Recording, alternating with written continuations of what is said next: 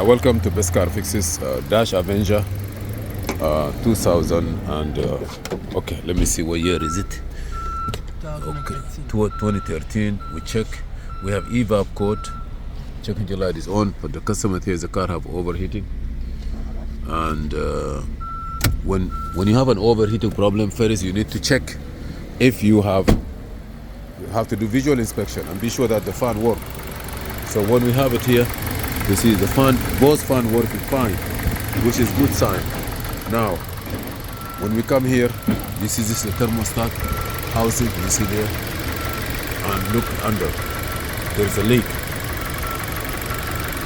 So before you go crazy, we have to change, we have to stop all kind of leak.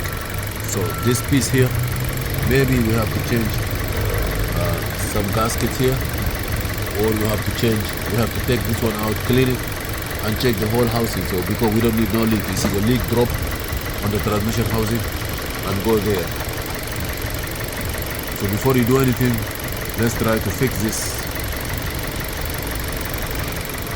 Stop the leak for this 2.0 liter. Yes. Thank you for watching.